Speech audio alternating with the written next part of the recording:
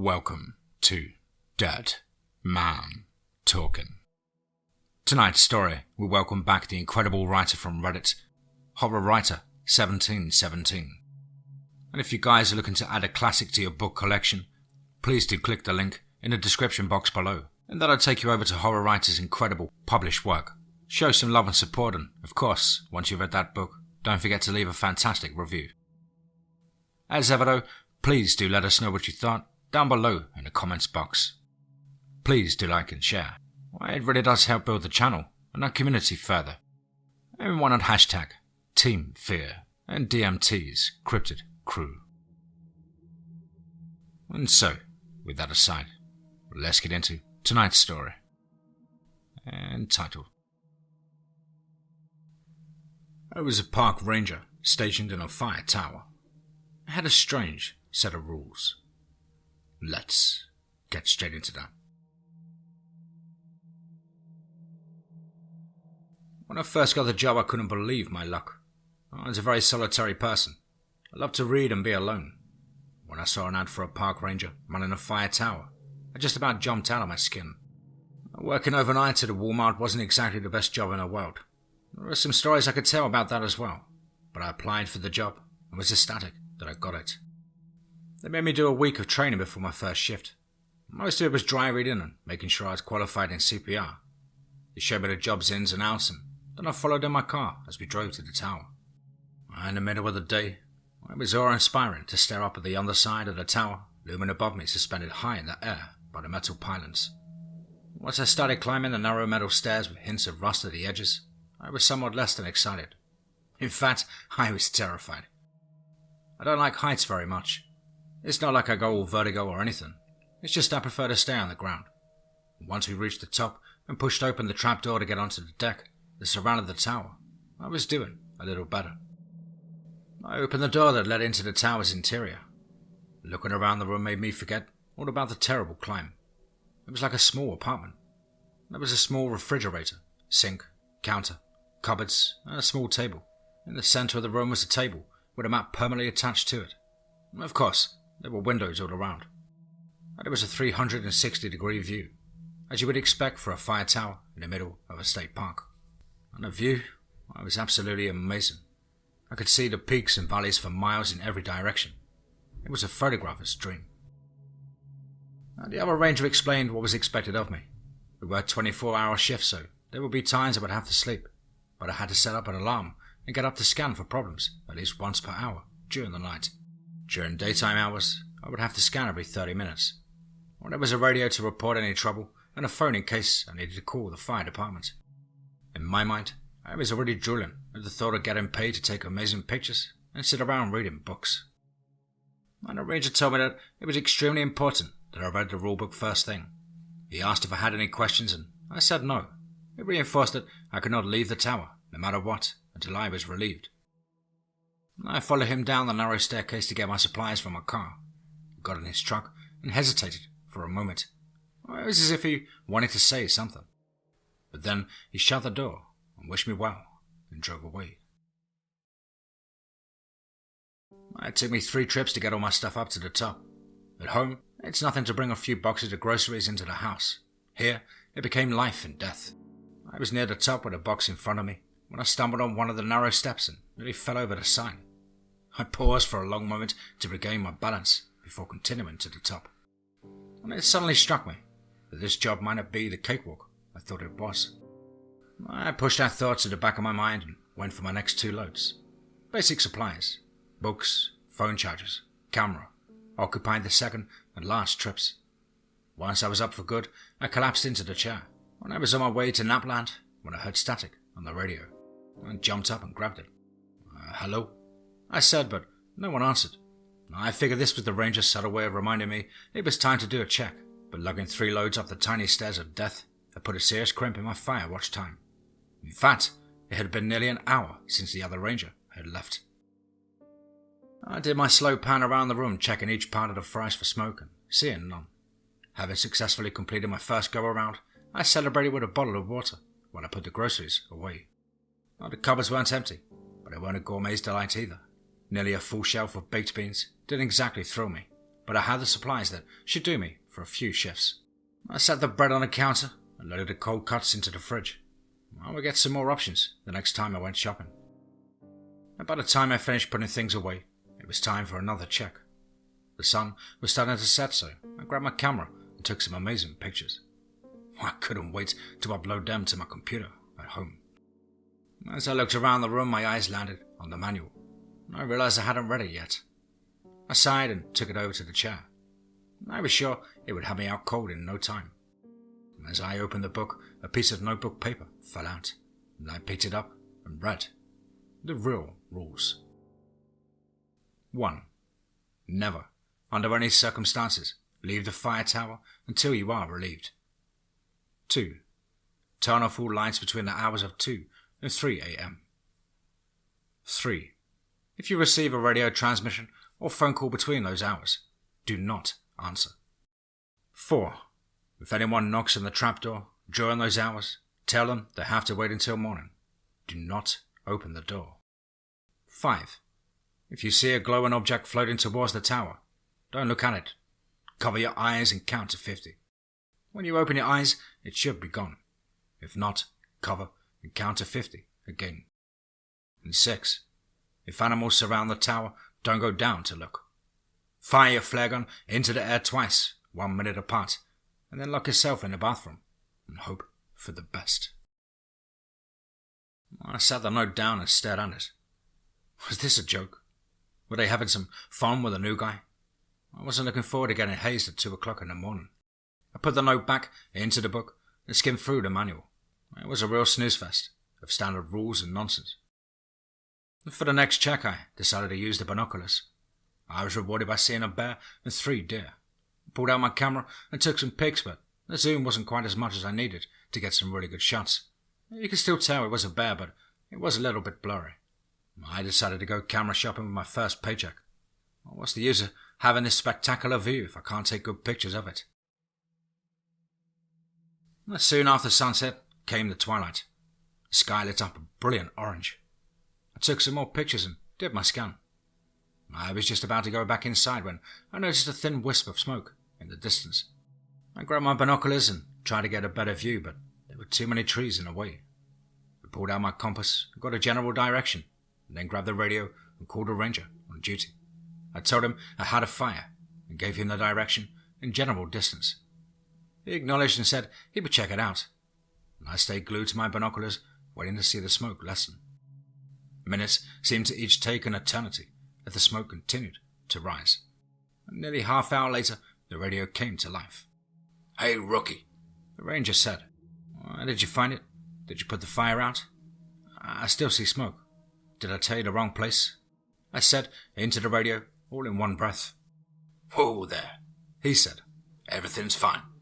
It was just a campfire." What?" "A campfire," he said. "Nothing to worry about." "A campfire?" I repeated in a daze. "Yeah, you want to see more smoking. It should be a lot thicker and darker before you call it in."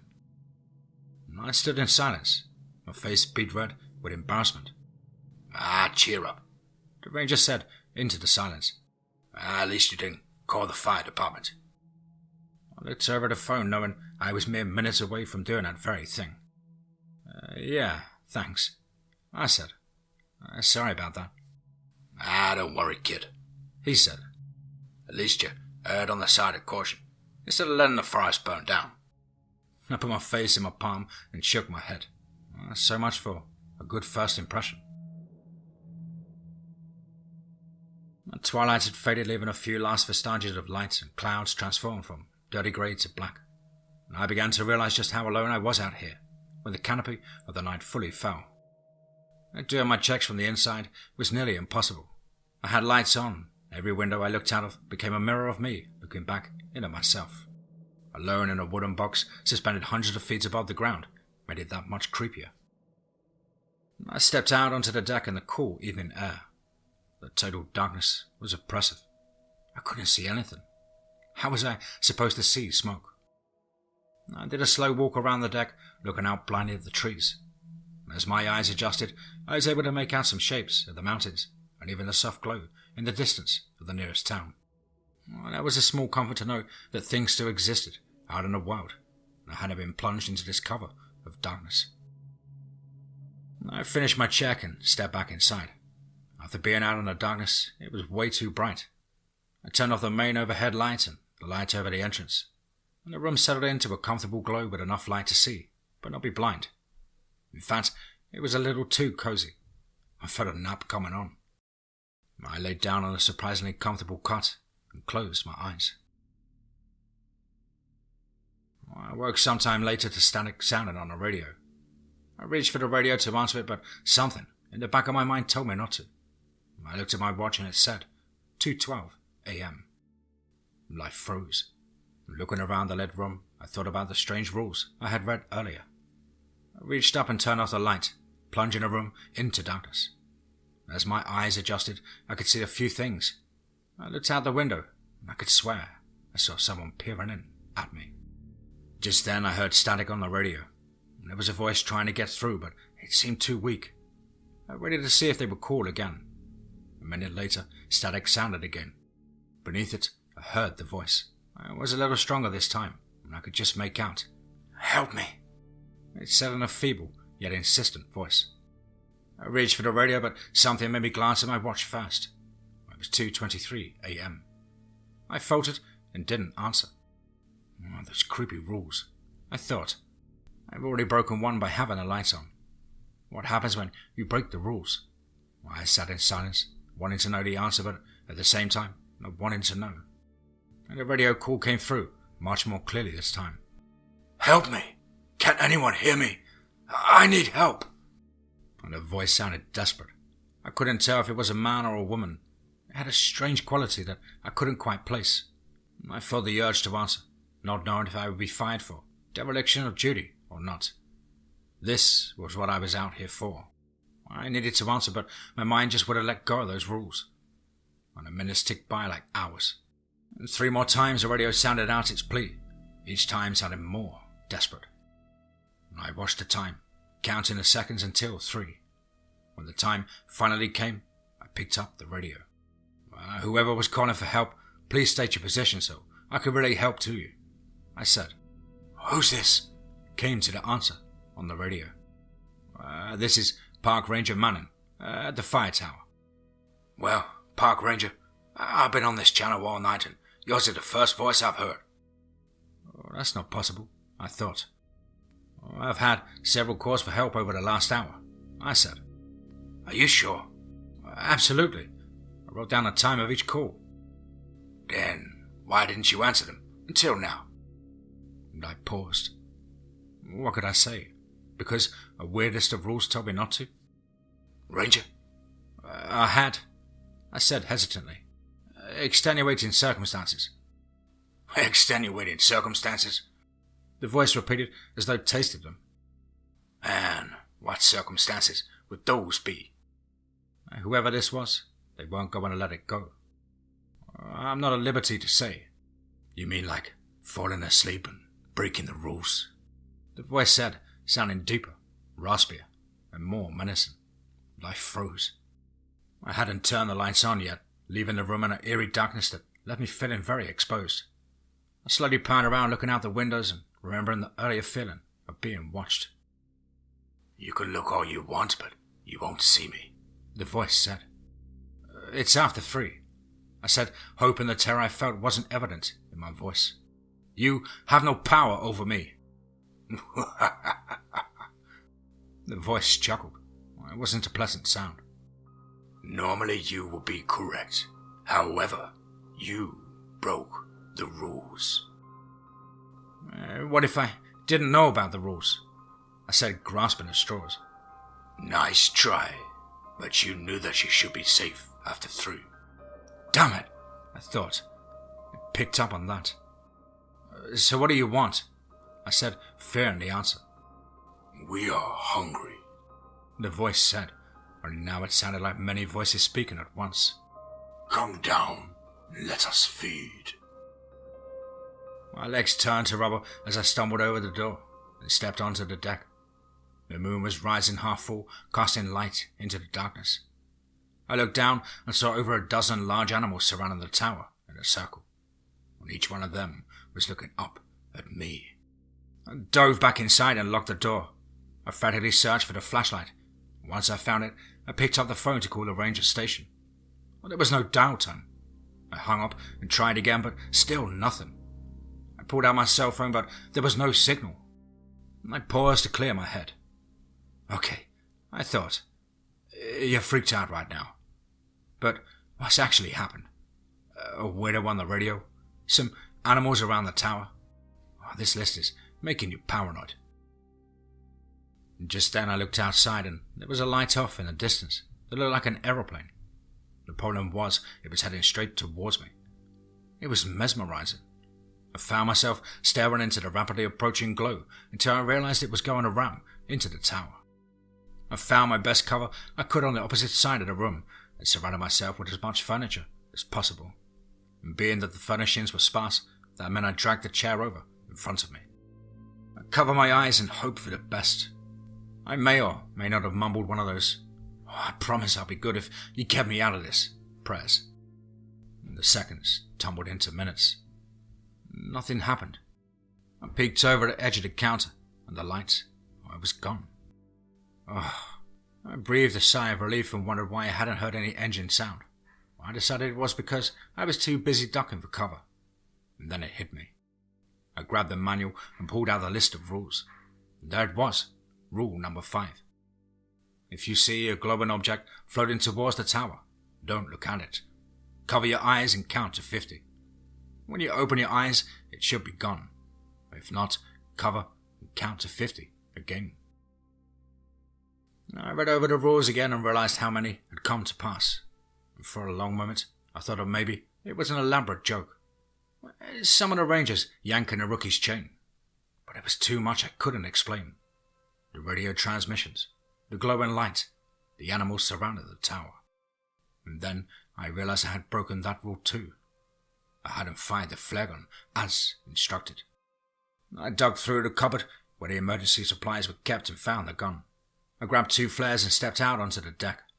As I questioned the intelligence of firing flares that could end up causing a forest fire when I was supposed to be trying to prevent them, I heard a strange sound. And I held my breath and cocked my ear for a better listen. It wasn't just one sound, it was many. I glanced over the side of the rail towards the ground and saw the animals all growling and pawing at the ground, working themselves into a frenzy. I backed away and loaded the first flare, then pointed up and fired. It rose majestically, glowing blood red until gravity slowed its ascent and pulled it back down to earth. I watched closely to make sure not only that it went out, but where it landed, just in case. I waited a minute and fired the second flare, watching where it landed as well. I stepped back inside and hid in the bathroom as instructed. I knew in my heart that I was safe from the animals as long as I didn't go down the steps, and the radio sounded off, scaring me nearly half to death.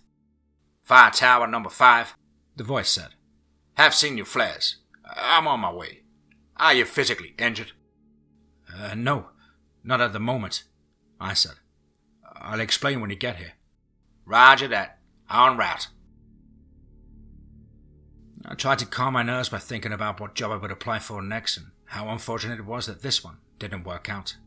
I thought about what I was going to tell the ranger when he got here. I couldn't tell him the truth, but what else could I say? Well, there were some animals at the bottom of the tower that scared me. I honestly considered calling him back and telling him not to come when I felt heavy footsteps on the bottom stairs of the fire tower. I must have been daydreaming and let time slip by. I stepped out the bathroom and went to the trapdoor. "Are you here already?" I said into the radio as I reached down to unlatch the trapdoor. That was fast.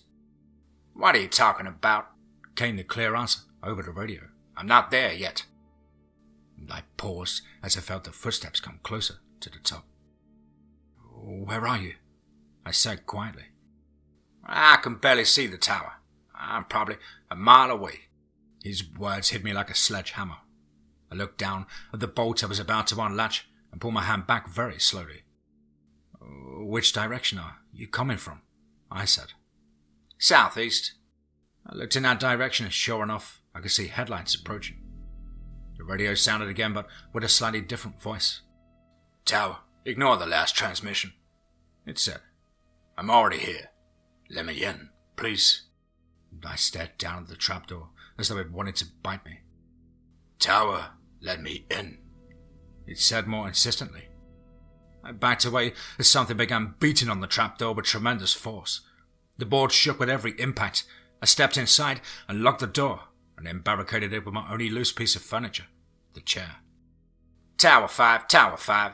I don't know who that is talking to you, but it isn't me. Do not open that door. Repeat, do not open the door.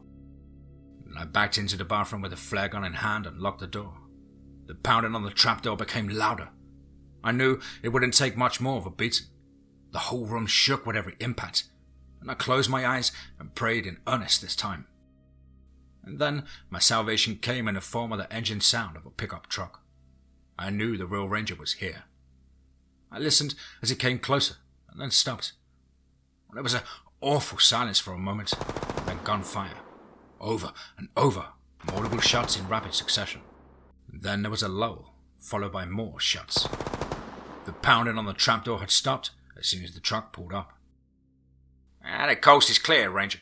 You can open the door now, came a voice over the radio. I put my hand on the knob, smiling to go out and greet my savior, when I heard a weak transmission. Don't! Not me! It rasped. A heartbeat later, the screaming began. It was a gut-wrenching scream of terrible suffering, and I could hear it beneath me. All I could do was drop to the floor and curl up in a ball as the screaming went on and on. I closed my eyes and tried not to imagine that poor Ranger being ripped to shreds by God knows what. And soon the screams lessened in volume and intensity as they were moving away. I rocked back and forth, hugging my knees until unconsciousness mercifully took me. I woke to strange voices calling my name. I opened my eyes and I was surrounded by people in blue uniforms. I panicked and backed away from them as fast as I could until my back hit the wall. Calm down, one of them said. It's alright. I looked around the room like an animal that had been backed into a corner. I was ready to fight my way out. Are you injured? He said. My mind raced to remember where I was. I looked out the window and it was morning. The sun was shining and I could see blue clouds. Everything from last night came back to me in a rush. I looked around the room and saw nothing out of the ordinary. I'm not injured, I said to the EMT. Can you tell us what happened here? The ranger said from behind them. I looked over the manual that contained the list of rules. For a heartbeat, considered telling him to read them. No, was all I said instead. Can I go home now? The ranger glared at me. Wanting answers and not getting them is frustrating. I know. Is he alright to drive? The ranger asked the EMT. They gave me the once over. BP, lungs, heart rate, and didn't find anything to be concerned about. I'd say he's physically fine, the EMT said. The ranger sighed. Go ahead, he said. But I want to talk to you tomorrow. I nodded and stood, gathered my things and started towards the door. When I got to the open trapdoor, I hesitated, seeing it had been hacked open with an axe. I took a tentative first step, then another. Surviving a night as I had only to fall down several flights of stairs would be quite ironic. As I made my way down, white-knuckling the railing the whole way down, I saw people busy at the bottom. They were picking up shell casings with gloves and putting them into plastic bags. I could see spots of blood here and there, but no bodies, either human or animal. I saw the trail of blood as it disappeared into the woods. I stood on the bottom step for a long time, wondering if I was allowed to step onto the ground. I took the step and bolted for my car. I started it up and drove out of there as fast as I could. And just as I turned onto the gravel road, a deer walked out in front of me. I slammed onto the brakes and slid to a stop mere inches from hitting it. It didn't move, just stood there staring at me. And as I looked more closely, I could see blood on its nose and mouth. My heart skipped a beat when I saw a shred of the ranger's patch impaled on one of its antlers. Its eyes bored into mine as I slammed into reverse and then drive, swerved around the deer and broke every speed limit getting home. I called my boss and quit as soon as I got there. Then I packed and started looking for a job in the city. Maybe I can find a nice quiet warehouse to guard. But if it has a set of strange rules, I'm walking out. No questions asked.